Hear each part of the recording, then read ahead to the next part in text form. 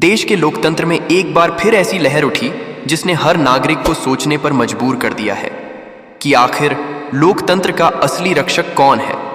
सत्ता में बैठे वो लोग जो कुर्सी के नाम पर संविधान को ताक पर रख देते हैं, या फिर वो नेता जो भीड़ में भी सच बोलने की हिम्मत रखते हैं।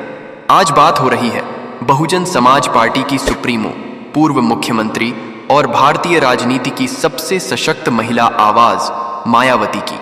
हाँ, वही मायावती जिन्होंने एक बार फिर देश की राजनीति में आग लगा दी है।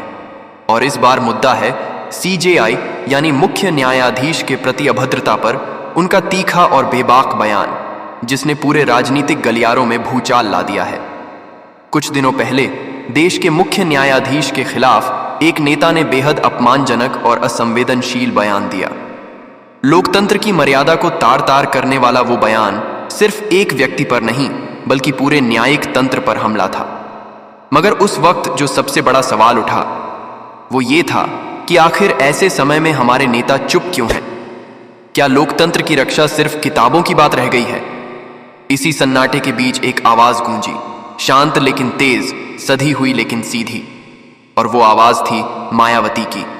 उन्होंने बिना लाग लपेट, बिना डर के साफ कहा, न्यायपालिका पर हमला लोकतंत्र की आत्मा पर हमला है। ऐसे लोगों को जनता जवाब देगी। मायावती का यह बयान बिजली की तरह फैला, क्योंकि जब बाकी सब राजनीतिक दल इस मुद्दे को टाल रहे थे, मायावती ने सीधे सीधे न्यायपालिका के सम्मान की बात की। उन्होंने कहा कि अगर देश की न्याय व्यवस्था को राजनीतिक हमला झेलना पड़े तो फिर आम जनता का न्याय पर भरोसा कैसे बचेगा। और यही बात लोगों के दिल में उतर गई। सोशल मीडिया से लेकर न्यूज चैनल तक हर जगह एक ही चर्चा थी, मायावती फिर से अपने पुराने तेवर में लौट आई हैं। अब जरा सोचिए, जिस देश में लोकतंत्र की रक्षा की कसम हर पार्टी खाती है, वहां जब न्यायपालिका पर वार होता है तो आवाज उठाने वाले बहुत कम होते हैं। मायावती का बयान सिर्फ एक बयान नहीं था, बल्कि एक संदेश था कि सत्ता चाहे किसी की भी हो, न्याय के नाम पर किसी से समझौता नहीं होगा। उन्होंने कहा कि कानून सबके लिए समान होना चाहिए, चाहे वो सत्ता में बैठे लोग हों या सड़क पर चलने वाला आम नागरिक।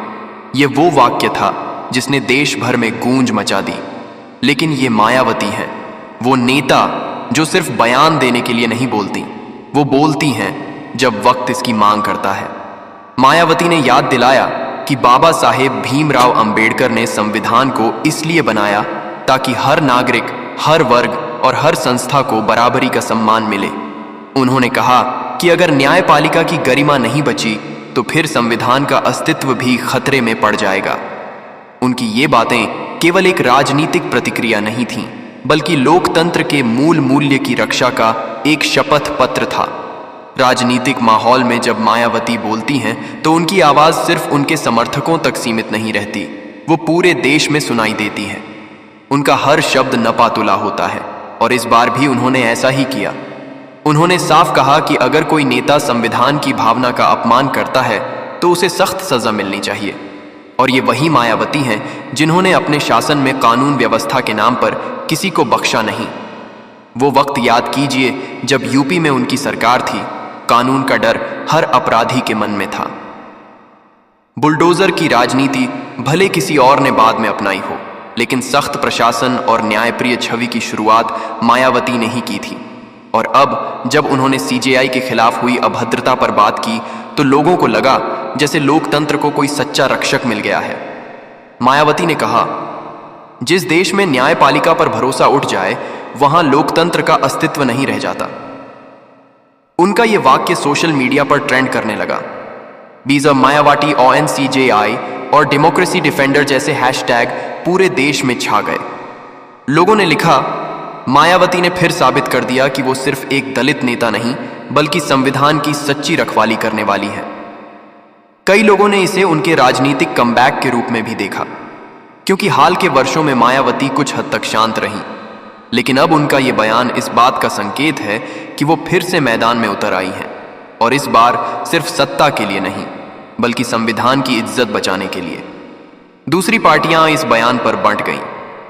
कुछ ने कहा कि मायावती राजनीति कर रही हैं, लेकिन जनता जानती है कि जब वो संविधान की बात करती हैं तो वो राजनीति नहीं, नीयत की बात करती है। उनकी छवि आज भी उस नेता।